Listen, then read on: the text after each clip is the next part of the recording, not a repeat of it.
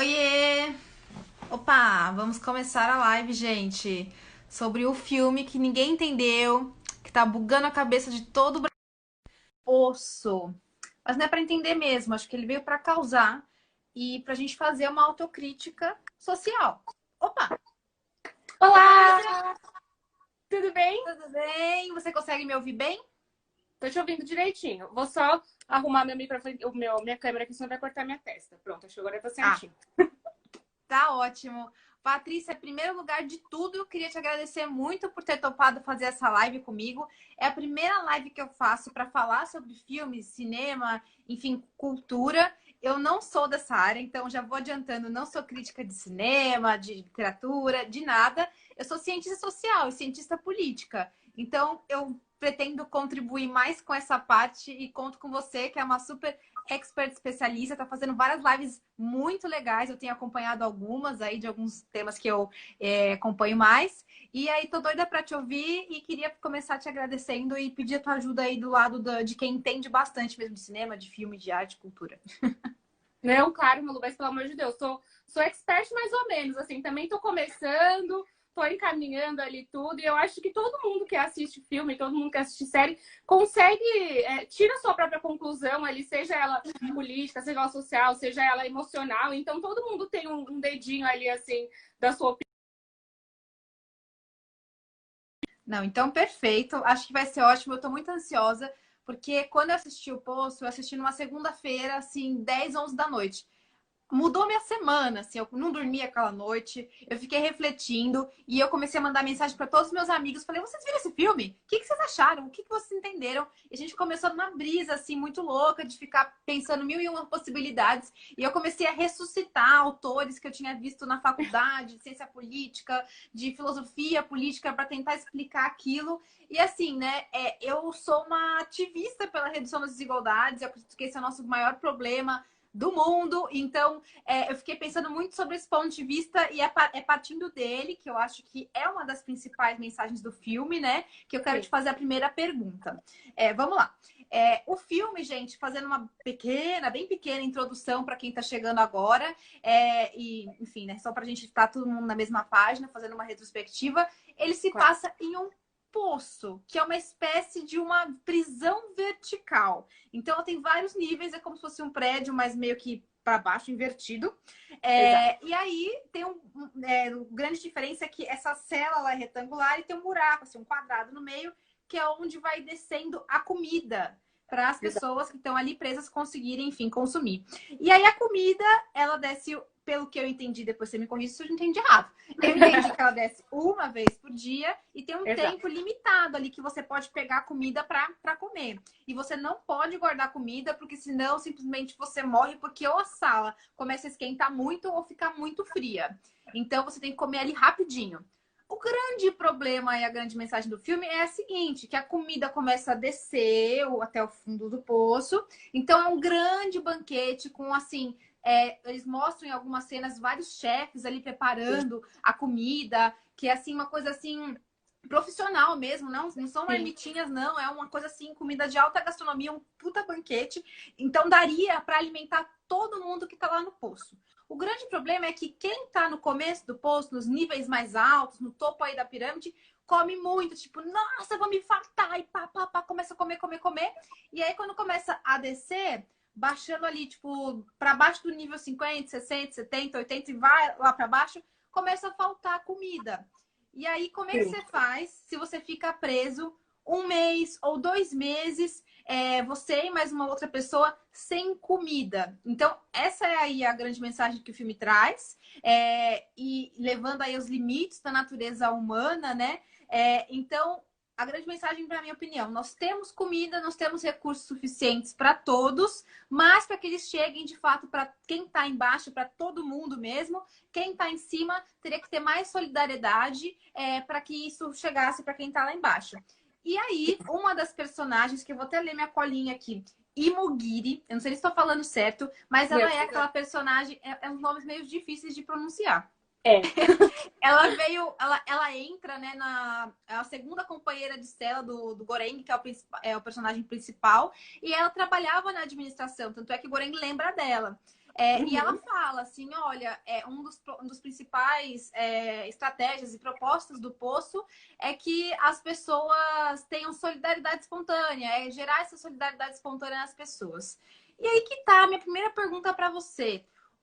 O Poço é uma prisão vertical. Sim. Por que as pessoas vão para lá? Porque o Goreng deu a entender que ele foi por livre e espontânea vontade. E outras pessoas dão a entender que elas vão obrigadas. E se é uma prisão diferente, que algumas pessoas vão por querer, por que elas vão para lá, sabe? E o que você entendeu desse conceito de solidariedade espontânea, Ui, sabe? caiu o meu tripé, soltou aqui. Caiu a Desculpa. câmera. Voltando. Voltando aqui um minutinho. Acontece. Ao Pronto. vivo, gente, ao vivo. É ao vivo. Mas acho que a grande pergunta é o que você entendeu que é o Poço? O que é o Poço, na sua opinião? Qual que é a proposta daquilo ali? Eu acho que o filme ele é aberto para 1 milhão de possibilidades. 1 milhão de... Assim, eu acho que essa é a grande magia do cinema, né?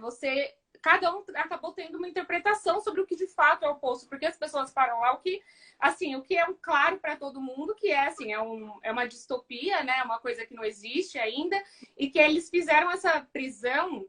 Claro, que aí seria um experimento social, pelo que eu entendi pelo filme, que em vez de ser uma prisão normal, que a pessoa fica lá, eles têm essa prisão ali meio na roleta russa da sorte, de você um dia pode estar lá em cima, outro dia você tá lá embaixo. E aí, eu acho que ele diz muito sobre, assim, as pessoas vão para lá e tem pessoas que estão condenadas e que, enfim, ali seria a parte delas para cumprirem a pena. E eu acho que o Goreng, ele foi inocente, ingênuo, nesse sentido de, olha, eu quero ir para um lugar para refletir, tanto que até o momento a própria Imogen fala para ele, mas você é a primeira pessoa que eu vejo que vem para o Poço com um livro. Aqui não é um lugar para você descansar, não é um lugar. Então, às vezes, eu acho que é muito disso das pessoas. Uma das mensagens que eu tirei são pessoas, às vezes, que estão muito desconectadas com o que vem acontecendo no mundo. E como eu acho que coisas que acontecem hoje em dia, assim, de pessoas que estão em classes sociais mais altas, estão muito desconectadas do que tem embaixo e acabam glamorizando algum tipo de situação. Que, por exemplo, ele glamorizou ele ir para o próprio Poço, ele glamorizou essa coisa de não, tudo bem, eu vou lá, vou tirar um tempo para mim, vou ler um livro, e não era isso. Eu gostei muito dessa visão que você trouxe, porque eu não tinha tido essa interpretação de que o Goreng era um cara muito idealista, meio desconectado aí do que estava acontecendo, que vai para lá com um livro, como se fosse para um retiro espiritual, e aí chega lá e vê ali o homem e o lobo do homem, né? Aquela coisa, guerra de todos contra todos pela sobrevivência. Me passa Exato. um pouco a percepção também de que quem tá aqui fora não sabe também o que tá rolando lá dentro, não. Isso que você Sim. falou, eu acho que é isso, é um experimento social que quem tá aqui fora acha que ok, ou então meio que a coisa é meio acobertada, é vendido de uma forma e na realidade é outra. Enfim, isso acho que enfim, a gente vai discutindo um pouco melhor durante a live. Eu queria trazer para esse ponto mesmo de tipo, o Goreng vai lá achando que é um retiro e chega porrada, né? Eu trouxe até essa frase famosa, que eu queria citar o grande autor dela, que é o Thomas Hobbes, que é um dos principais filósofos políticos aí, contratualistas, que estudam por que a gente faz um pacto social, por que a sociedade se une e cria um Estado, e cria leis e etc. E tem um grande debate entre os filósofos contratualistas sobre a natureza humana. Uns falam que a natureza humana é má, que por isso que a gente precisa de um Estado, a gente precisa de leis, de organização, porque é o homem lobo do homem, guerra de todos contra todos, e numa sociedade que os desejos são infinitos, mas os recursos são finitos, são escassos, as pessoas vão começar a brigar e vai virar aquela coisa sem controle, e por isso que todo mundo tem que abrir um pouquinho a mão da sua liberdade para ter ali um Estado, algo que vai fazer essa mediação social. E, enfim, tem outros que já discordam, falam que tem que ter o Estado sim, mas que o homem é bom por natureza, a sociedade, o meio que acabam o corrompendo. E aí você precisa de um Estado justamente para colocar ali certos limites na sociedade para que ela não corrompa o homem ao extremo. E é uma grande discussão secular. E eu acho que esse filme também traz uma discussão sobre a natureza humana, o limite humano e um pouco do que você faria se você estivesse lá. E assim, eu sou um pouco robesiana, viu? Vou confessar para vocês. Eu acredito também que o homem ali, assim, homem como um ser humano mesmo, quando o bicho pega, entendeu? É aquela coisa, é o homem lobo do homem. E eu acho que esse filme traz muito isso. né? E eu acho que uma das cenas que mostra isso, então tem várias, mas uma que eu acho que ficou muito na minha cabeça é quando eles vão tentar se comunicar com o pessoal ou que tá em cima ou que tá embaixo. Vamos Sim. supor, quando esqueci o nome dela, Imogiri, ela vai falar, gente, ela fica vários dias, separem 2 pratinhos para quem tá embaixo, e vários dias. Ela come ali o dela, outros dias ela separa pro cachorro e tal. E aí, tipo, o cara, o Goreng, chega ali, passa 15 dias, sei lá, passa um tempão, e aí ele fala, não, quer saber? Eu vou ir lá e vou falar, pessoal, se vocês não separarem, etc, etc, amanhã vocês vão ver o que eu vou fazer com a comida de vocês e tal. Se não vai o negócio na base da ameaça ali, da coerção, e tipo, vai que vai, o negócio não anda. E aí eu queria te perguntar a sua percepção, qual reflexão ficou para você sobre a natureza humana que o filme traz, que tem várias interpretações, a minha é mais robesiana. Eu acho que no filme, especificamente, ele tem muito disso de... Porque o Goreng, ele chega muito ingênuo ali dentro do poço, né? Dentro daquela prisão. E ele acha que em nenhum momento ele vai ser corrompido. Em nenhum momento ele vai... Sabe, que ele vê o primeiro amigo dele, o senhor, ele fala, nossa, eu nunca vou chegar ao extremo ponto que ele faz. E aí as coisas vão acontecendo, ele vai ficando sem comida, ele vai meio que a sociedade, entre aspas, do poço vai corrompendo ele, assim, eu acho que é nesse sentido de que, de fato, se tudo tivesse lá de cima, tivessem falado assim, tivesse a lei do poço, que falasse todo mundo vai pegar uma coisa da mesa e vai deixar para o amiguinho e vai comer, talvez funcionasse melhor do que só largar como ficou, e a gente viu a desgraça que foi, das pessoas lá de cima chegando a pisar em comida. Eu vi até o querido Guto Collector tá aqui nos comentários falando, ele falou, gente, a galera pisava em comida. Tipo, aí você vê a noção, tipo, tem gente que ninguém parava pra pensar. Ah, tem gente lá embaixo sem comer. Você falava, não, vou subir aqui pegar o que eu quero. Então, assim, e era aquela coisa, aquela frase famosa de, você quer conhecer alguém, dê poder a ela. Então, quando você tava lá em cima, todo mundo era, nossa, não. Quando eu tava lá embaixo, não deixavam pra mim, eu não vou deixar pra ninguém também. Então, acho que o filme ele mostra muito essa crueldade do ser humano, que às vezes acontece, que eu acho que a gente pode fazer muitos paralelos que acontecem hoje também, com a própria sociedade, enfim, mas do filme eu acho que é muito disso, assim, de eles, quando a pessoa tem a oportunidade de melhorar as coisas, ela não quis, as pessoas não queriam. Eu acho que teve que ter o estalo do Goreng, do Bahará, né, que é um amigo dele, de vamos tentar ver o que é isso, o que está acontecendo, para tentar fazer com que as coisas funcionassem, mas demorou, né? Então, assim, até com que de fato alguém chegasse para fazer isso, as pessoas estavam, tipo, elas por elas, não estavam pensando em coletivo, pensavam só individual. Não, é perfeito. E aí dá para citar, você tá já mais 2 filósofos aí, referências políticas, mas tem essa frase super famosa que, tipo, o sonho do oprimido é ser o opressor, né? Então, numa sociedade desigual, injusta, as pessoas, quem tá embaixo, o sonho dela é estar em cima, obviamente, porque ela vive uma realidade de opressão, né? De fome, de Exato. dificuldades, de estar num limite ali, como o filme trouxe, e quando ela tá ali, tipo, no topo, com a comida, eu vou me esbaldar, entendeu? Porque a sociedade é assim mesmo. Então, essa sociedade em castas, sem possibilidade de mobilidade social, eu acho que também engessa um pouco as pessoas, de tipo, meu sonho é estar lá, se eu estiver lá, taca ali pau, assim, né? Vou aí continuar seguindo o sistema, sem lembrar se eu estava lá atrás um dia ou não. E aí, vou aproveitar para puxar já para trazer outro, o filósofo teórico. O Bahará e o Goreng, eu acho que tem uma coisa que os une, que os dois são super idealistas, né? Tanto você falou Goreng naquela ingenuidade, naquela glamorização do que era o poço, e o Bahará estava tentando subir, assim, jogando uma corda para cima e tal, escalando, vou sair daqui, vou revolucionar. E acho que precisou mesmo dessa união dos dois, numa posição de privilégio, do topo da pirâmide, e falaram, não, a gente vai mudar isso daqui. Tipo, juntou ali as Exato. duas mentes fora da caixa, né? A exceção à regra, e falaram, não, vamos transformar. E aí eles foram, né? De nível por nível, tacando pau em quem precisava, batendo, mataram pessoas, fizeram realmente uma revolução para conseguir o objetivo deles, que era mandar uma mensagem, né? Aí para quem faz a administração do poço e também tentar ali fazer um pouco de justiça para quem estava lá embaixo e não conseguia comer. Então tentar salvar algumas vidas aí também no meio do caminho. E aí é outro teórico que eu te trago. que é o Karl Marx, que é um teórico super polêmico, tem gente que ama, tem gente que odeia, mas do ponto de vista da ciência política mesmo, todos eles têm contribuições para ajudarem a gente a refletir.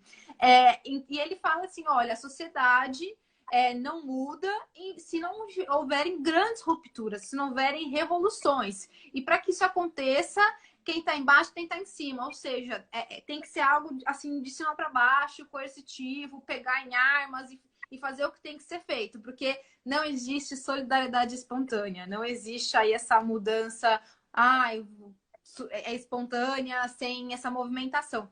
E eu ia te perguntar, você acha que o filme reforça um pouco esse caráter revolucionário para uma mudança de uma estrutura? Você concorda aí com o que eles fizeram de descer o poço e tal?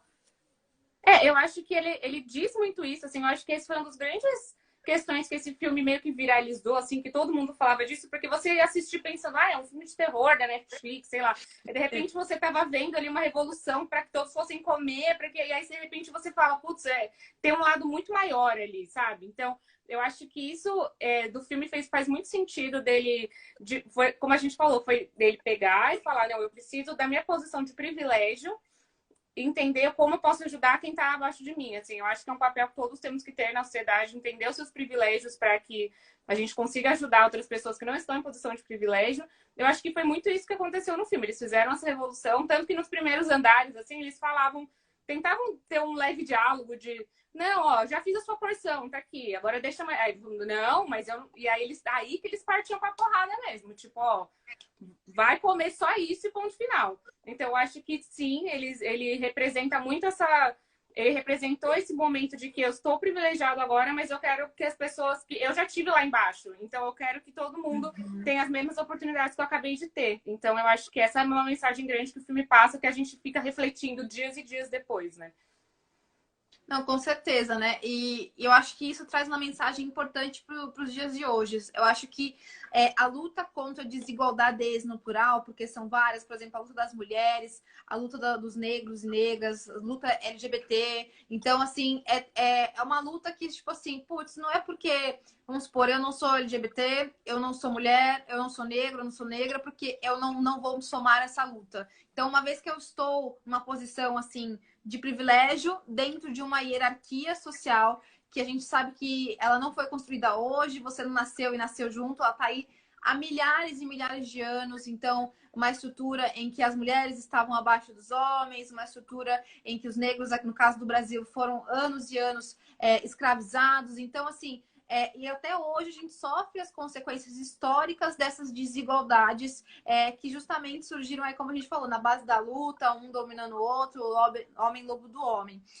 Então, de fato, eu gostei muito desse ponto que você trouxe. Eu não tinha parado para pensar nele especificamente, de como que é importante a participação de quem está numa posição de privilégio nessa luta, né? E quanto que isso vai, de fato, mudar aí a vida das pessoas, né?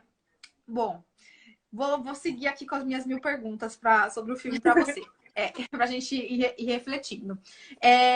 Indo um pouco já, a gente está descendo o poço já, então vou indo um pouco para o final. Tem uma personagem extremamente misteriosa, que é a Miharu, que é uma mulher oriental, que ela aparece o filme inteiro e ela vai descendo em todos os níveis em busca da filha desaparecida. Que tem uma grande contradição se existe ou não existe, porque segundo a Imogiri, que era da administração, fala, não, aqui não entra menor de idade, essa mulher é louca, não existe, sabe? Ela é uma psicopata, a mulher matou o cachorro dela, sai matando todo mundo. E ela vai, né, nível por nível, etc. E a gente fica meio na dúvida. Gera uma empatia por ela, porque ela acaba defendendo o Goreng defende ela, então tem esse sentimento, você fica ali tentando entender o que é aquela personagem misteriosa. E até é acompanhado que ela é atacada, né, no final do filme, e ela morre. E aí, tipo, putz, caramba, dá aquela sensação de perda, mas pela essa incerteza se ela estava de fato procurando a filha, se tinha filha ou não, você acaba ainda meio que deixando isso passar. Só que quando o Goreng e o Bahará chegam no fim do poço, no fundo do poço, eles encontram a bendita da menina. Só que aí a pergunta que fica a menina existe, o Goreng tá surtando, é tudo da imaginação dele. Se essa bendita menina existe, por que que ela não tava ali no fundo do poço, suja, morrendo, desnutrida? Não, ela tava escondida no cantinho, mas não tava esquelética, não tava suja, parecia estar bem. E aí eu queria te perguntar, você acha que a menina existe, se ela não existiu? Qual a sua visão sobre isso? Nossa, não. Quando eu assisti o filme, foi aqueles de explodir a cabeça, tanto que uma das coisas que mais foram procuradas logo depois que o filme lançou era o final do Poço explicado, o que aconteceu. Mas assim, eu acho que essa é a magia do Poço. Ele virou assim, aberto para interpretação de quem assistiu de fato. Então, o que a gente pode trazer aqui são teorias do que de fato a gente acha que aconteceu ou não. Porque eu acho incrível o próprio diretor não ter, de fato, assim, falado, não, gente, foi isso aqui, ó, tô explicando pra você. Eu acho que isso é lindo do cinema, das séries, assim, de você ter a sua própria interpretação. E eu gosto bastante desses filmes que tem esse final, assim, que você fica, pera, o que aconteceu? Foi isso mesmo? Não foi? Eu acho que o Poço foi muito disso. Mas eu acho que existem três grandes teorias, assim. Eu acho que eu sou a da teoria de que a menina não existe, que é uma teoria mais pessimista ali, né? Que tem uma teoria mais positiva, essa acho que é mais pessimista, que de fato a menina, que eles já estavam ali alucinando, que eles estavam chegando no final do poço, estavam sem comer, estavam descendo até o número 300 lá, já estavam, meu Deus, o que está acontecendo? E aí, por que que eu acho que ela não existe? Tem uma justificativa. Porque assim, aí eles estão lá, tem toda aquela cena com a menina e tal, e aí na teoria ela sobe até a administração, e aí o Goenk vai conversar lá com o senhor, que era o amigo dele do começo, e eu imagino ali que foi a hora que ele morreu. Então eu acho que ela não existiu, porque no meio do filme existe uma cena com uma panacota, que é a mensagem que eles estavam levando que a menina subisse, e aí, porque o chefe tá lá brigando, tipo, porque tem um cabelo na panacota, isso aqui, blá blá blá, vocês estão. E ele dá bronca em várias pessoas. E aí aquela cena ela parece meio solta quando você vê o filme. Só que quando você chega no final e você vê, tipo, a menina subiu, só que no fim ela subiu com a panacota, pra mim, na verdade, o que subiu de fato não foi a menina, foi só a panacota, ela foi só uma metáfora ali no final, uma alucinação dele. E aí quando ela sobe, para você ter uma noção, porque na teoria eles queriam tanto que a panacota fosse uma mensagem, né? Que o filme inteiro ali, aquele da metade pro final, eles não. É para mostrar uma mensagem que a gente se unindo consegue, que a gente blá blá. Que aí tem essa versão mais pessimista de que, em vez da administração enxergar, olha, eles se uniram, que legal. Putz, vamos tentar ver o que está acontecendo. Na verdade, ele falou assim: não, gente, eles não comeram por causa de um cabelo, que quer dizer que a administração está completamente desconectada com o que vem acontecendo no mundo, que eu acho que são algumas. Que aí reflete um pouco com a sociedade de hoje também, de pessoas no poder que não têm não entendem o que acontece nas partes mais baixas ali do poço, por exemplo. Então, essa é a minha visão bem pessimista do que rolou no poço. Eu acho que é um lado, assim, para fazer essa metáfora da política no dia de hoje. Aí tem a versão mais positiva, de que de fato a menina existiu, assim, que ela, por mais que ela tenha ficado sem comer, enfim, aí ela estava lá embaixo, e que ela subiu como uma mensagem para a administração de que ela meio que a vida é mais importante, porque o Goeng ele poderia ter guardado a panacota, ter feito tudo, mas ele deu para ela comer.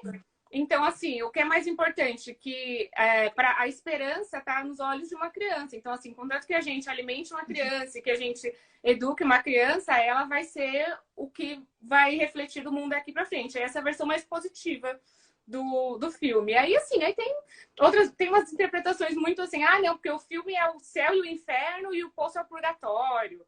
E aí viaja, aí tem um monte de coisa. Aí tem muitas doideiras aí que a galera fez de teoria na internet. Nossa, essa do purgatório, eu confesso que eu não vi, mas na minha cabeça não faz muito sentido. Mas tudo bem. Pois é. Caramba, tudo bem. Mas assim, a minha opinião, eu acho que a menina existiu. Mas, por quê? Tem uma explicação materialista aí, porque eu acho que ela existia mesmo. Porque a mãe, não é que ela tava procurando a menina, ela fala que tava procurando pra todo mundo suspeitar e falar que ela era doida. Se ela falasse que tinha uma menina que precisava alimentar, ela poderia colocar a menina em risco. Então ela ficava indo e vindo para levar comida para a menina.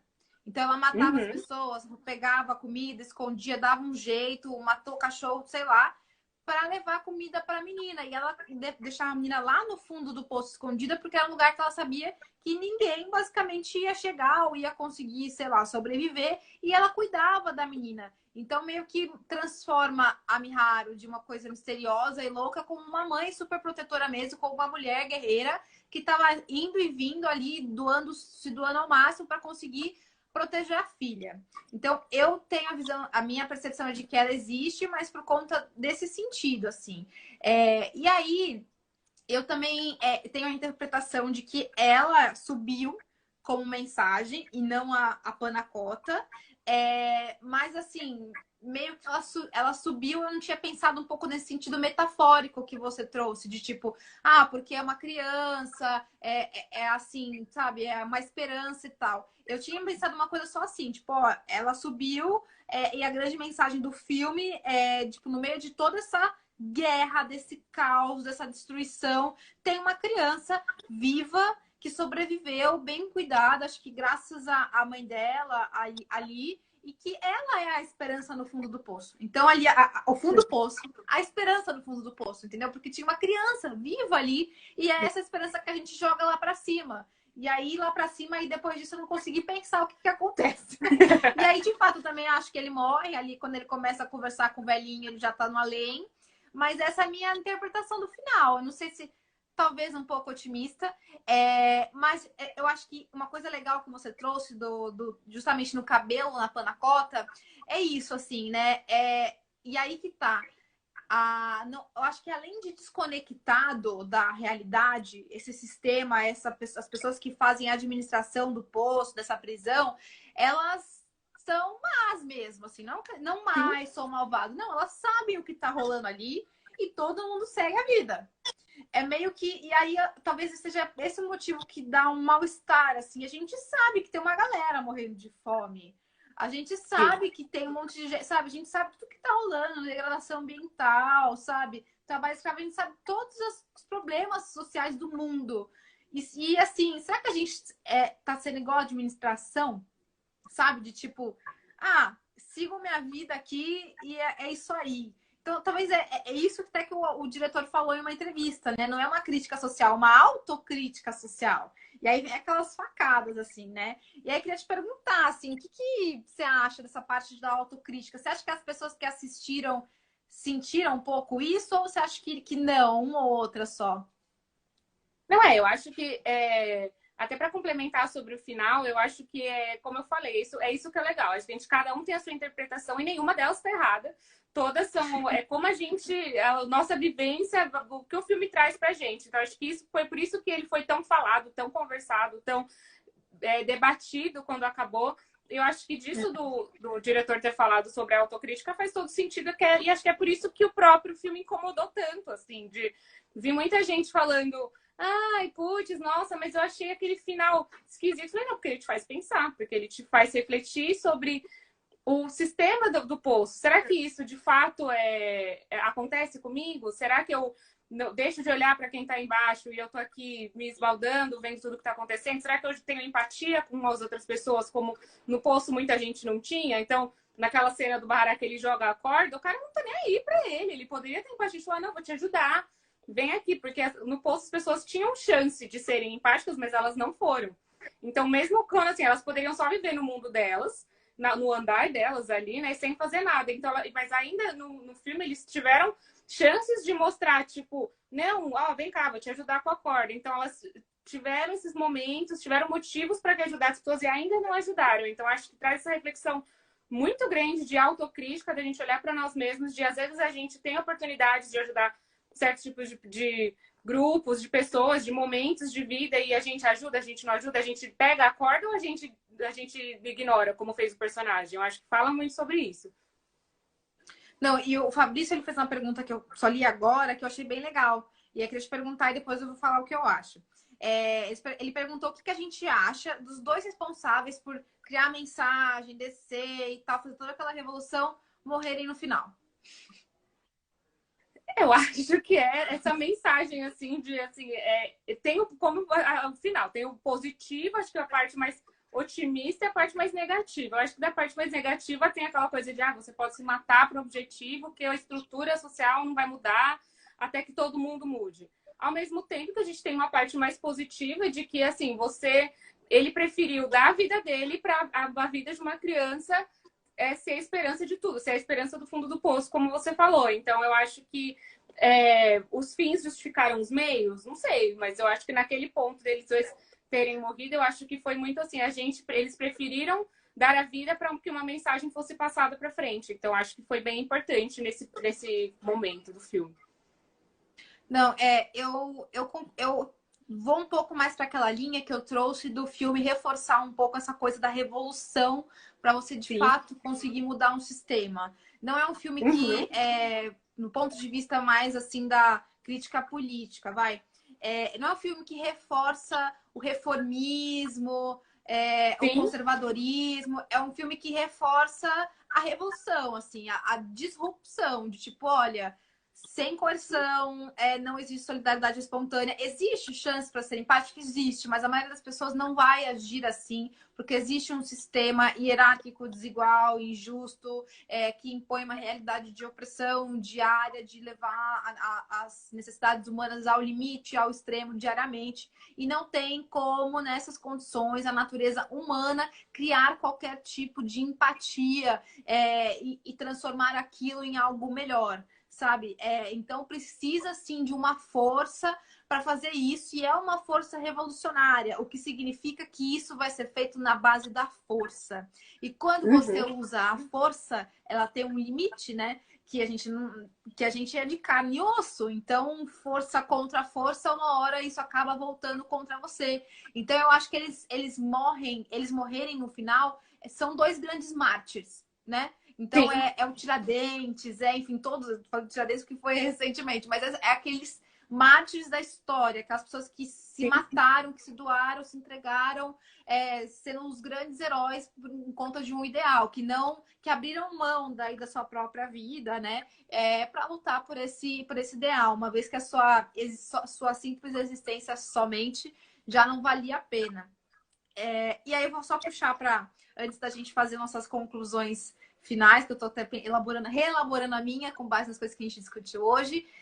Teve uma pergunta que eu vi rolando, que é o senhor do começo, que eu não lembro o nome dele, mas eu dei uma pesquisada e não encontrei.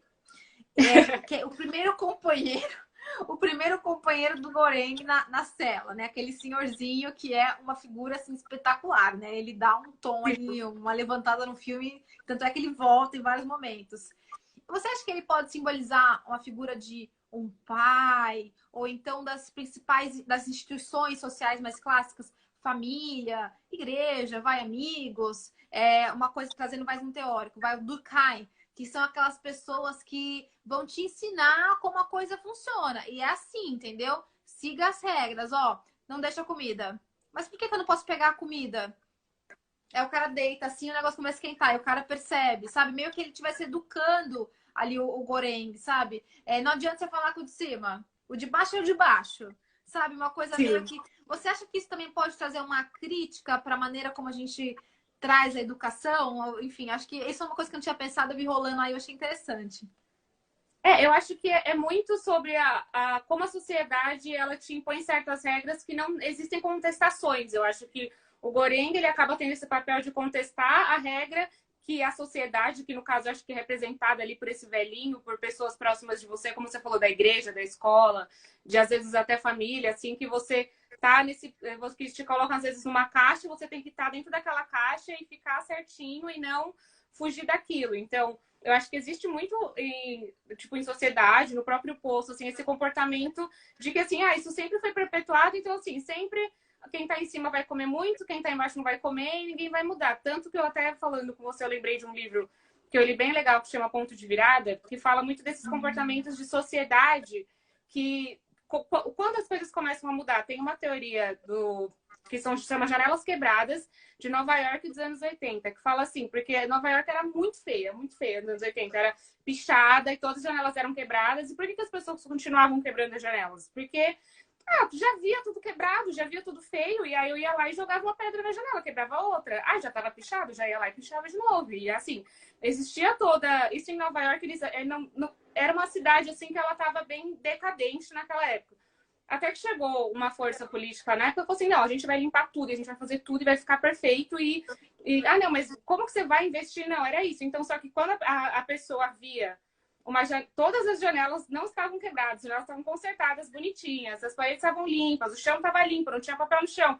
Aí a pessoa se sentia compelida, falava: ai, mas não tá quebrado, então eu não vou jogar aquela pedra porque ninguém mais está jogando. Então, eu acho que existem movimentos assim que pessoas específicas, líderes específicos mudam dentro das, tipo, que começam a quebrar esse ciclo de, putz, eu preciso do Goreng quebrar esse ciclo, eventualmente agora, pensando se existisse uma continuação do poço, com certeza ele não vai estar igual como era no primeiro, as pessoas não vão estar mais, então é você ter esse tipo de poder para ter esse impacto dentro da sociedade, dentro do poço, enfim, eu acho que dá para fazer todos esses paralelos.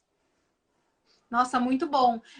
Eu estava pensando justamente, e o Durkheim, né? Ele é um sociólogo que fala muito disso, desse efeito de tipo, é assim que funciona, então eu tenho que me enquadrar e não necessariamente pensar em como mudar, né? Que a mudança social, justamente, ele fala, é um processo muito lento, é um processo demorado, é um processo histórico, e aí vai a grande discussão aí entre os cientistas sociais e políticos de como isso ocorre, né?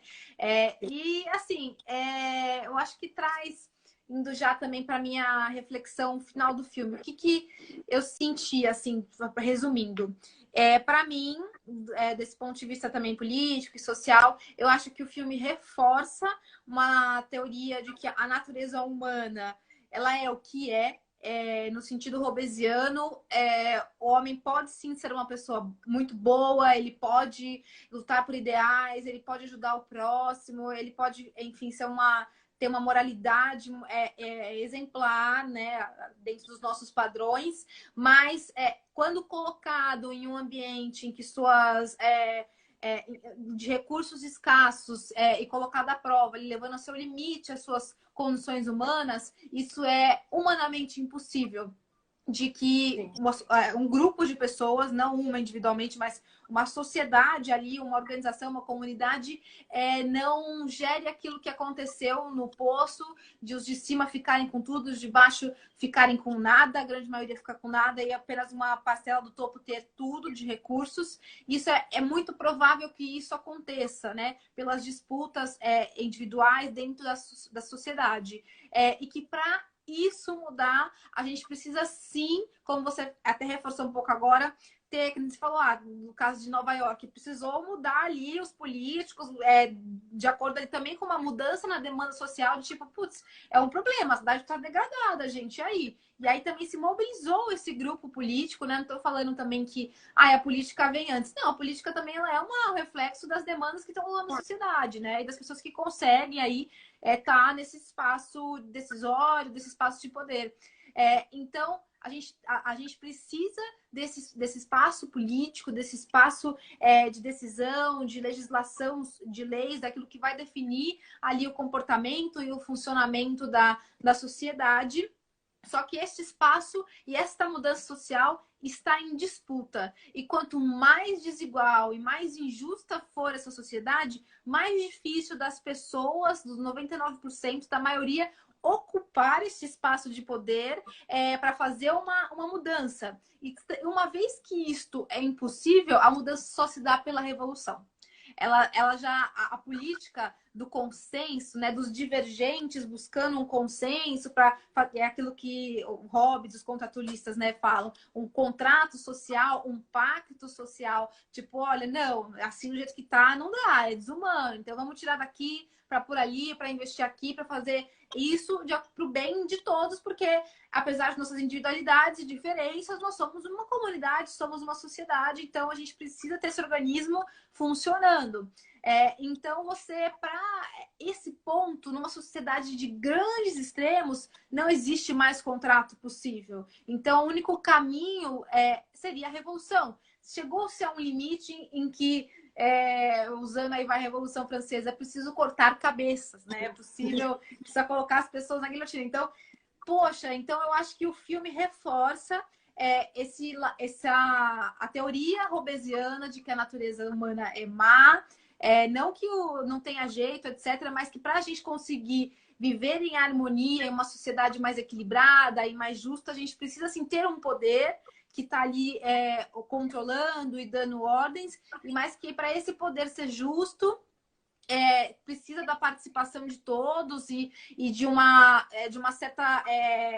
Alguns abrindo mão, todo mundo abrindo mão de um pouco da sua liberdade, uns abrindo mais dos seus bens, outros, para que a gente chegue nessa harmonia. E uma vez que isso não é possível, o que sobra é a força, é a revolução, enfim, a morte, a guerra, e é aquilo que acho que a humanidade tem de pior, né?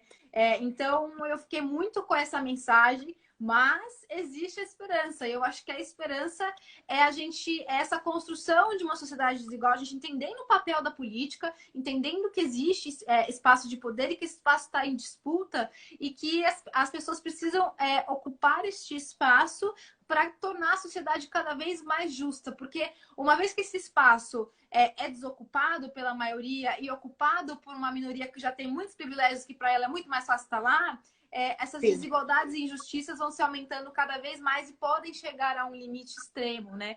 E eu acho que hoje a gente vive uma situação extrema com o coronavírus, né? Ele veio assim como uma avalanche, trazendo crise econômica, trazendo desemprego, mostrando que quem está na periferia, que quem não tem acesso aos mesmos recursos de quem mora, vai, no caso aqui, vou fazer o paralelo de São Paulo, periferia aí nos prédios, quem não tem acesso já mata mais, hoje o coronavírus já mata mais nas periferias do que nos outros bairros, justamente porque ali as pessoas têm que trabalhar, têm que sair, moram ali no mesmo cômodo, etc. Então o coronavírus ele vem como uma avalanche, expondo todos os nossos problemas sociais, o grande problema da desigualdade, o grande problema da degradação ambiental. E eu acho que esse filme, no contexto que a gente está vivendo hoje, eu acho que mostra, putz, a gente precisa mudar. Eu acho que eu acho que é por isso que a galera vê o filme e fala, não sei, não entendi, não gostei, mas no fundo eu acho que é esse incômodo, né? Eu fiquei extremamente incomodada e tipo, você está no poço. Você vive um sistema, você vive uma sociedade que também é injusta, que também é desigual, que também tem muitos problemas. Em qual andar você está nesse poço? E o que você está fazendo para tentar reverter isso? Assim, o que você pode fazer?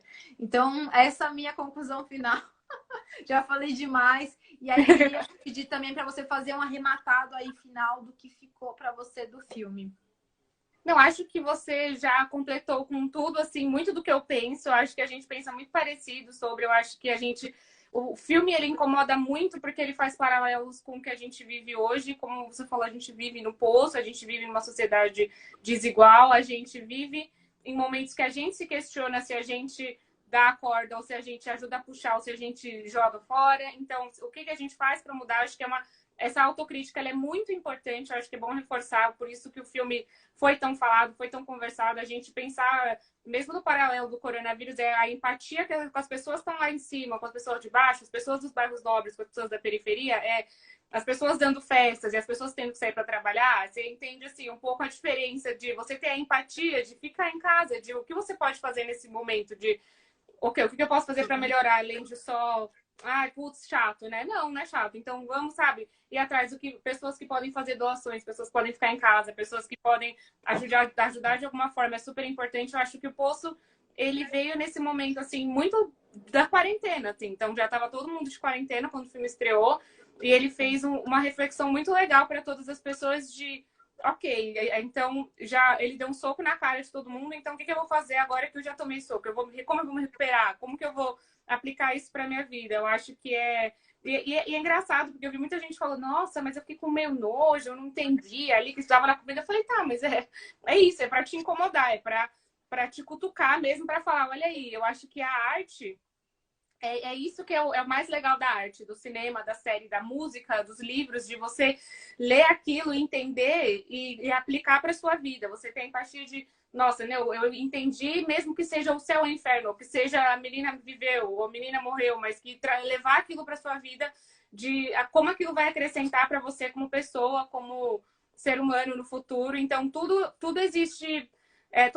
Toda forma de arte tem essa coisa de você falar, não, tá, agora pensei, refleti e vou aplicar isso pra minha vida. Eu acho que o Poço, ele é muito legal, a gente recomenda muito. Eu vi até uma pessoa aqui nos comentários falando, me convenceram, vou assistir. Eu falei, não, então show. Então, já tivemos trabalho aqui na nossa live foi cumprido. Mas é um filme muito bom, assim, e tem várias outras coisas, vários outros filmes e séries que falam sobre desigualdade social, sobre essa relação política, assim, que eu acho que a gente pode até, assim, mesmo o próprio Cidade de Deus, a gente vê muito isso. Tem um filme chamado Lion na Netflix também, que é muito legal, que é de um menino indiano que é adotado, e aí ele vai para a Austrália, ele tem uma vida de privilégio, sendo que a mãe continua na Índia, enfim. Várias outras coisas, então, usem o cinema, usem a arte, os filmes para também refletir na vida, que é a melhor coisa. Acho que é a minha mensagem final. Ah, perfeito, Paty. Concordo muito com o que você trouxe. E eu acho que é isso, né? É a gente olhar para dentro, assim, olhar para nós mesmos. A gente está num momento assim de reflexão, numa chave, eu acho que de mudança. E é isso, reforçar. Nós estamos no poço, sabe? Se você tinha alguma dúvida, o coronavírus, a pandemia, essa crise global veio para avassalar, assim, arrebatar tudo e você não ter dúvidas. E, tipo, no lugar que você tá do poço, o que você pode fazer para mudar essa estrutura? O que você pode fazer para melhorar a vida das pessoas, sabe? Eu acho que é isso. Nós somos indivíduos, mas a sociedade é feita dessa composição de indivíduos. Então, o que você faz ou não faz vai impactar, sim, a vida de todo mundo. Então, eu acho que mais do que nunca a gente está entendendo que nossas ações individuais impactam geral, entendeu? Se você não cuidar hoje, né? Vamos supor, se você sair sem máscara, se você morar se você estiver doente, se você estiver com a Covid, você sair, pegar um elevador de um prédio, você vai contaminar pessoas que podem morrer, que são grupo de risco. Então, é esse olhar, assim, de tipo, pro próximo, sabe? Que a gente precisa tanto ter nesse momento. Então, eu acho que, só reforçando aí essa mensagem que você trouxe para esse momento tão difícil que a gente está enfrentando. E quem não assistiu e estava acompanhando a live, assista o Poço.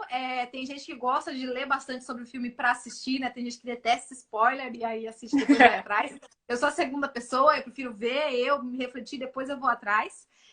Então, é isso. E eu gostei muito da live de hoje, aprendi bastante. Eu acho que traz várias reflexões. É um momento filosófico e esse é o papel da arte, da cultura, do cinema, dos livros, etc. E vou pensar em outros livros aí. Livros não.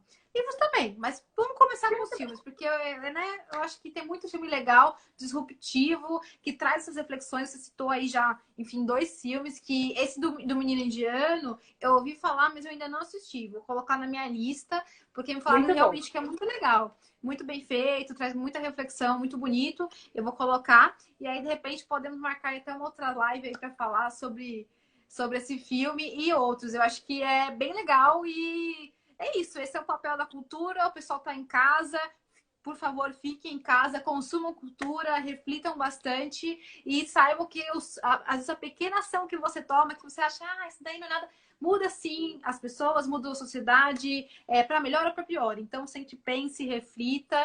Eu acho que essa é aí a grande mensagem.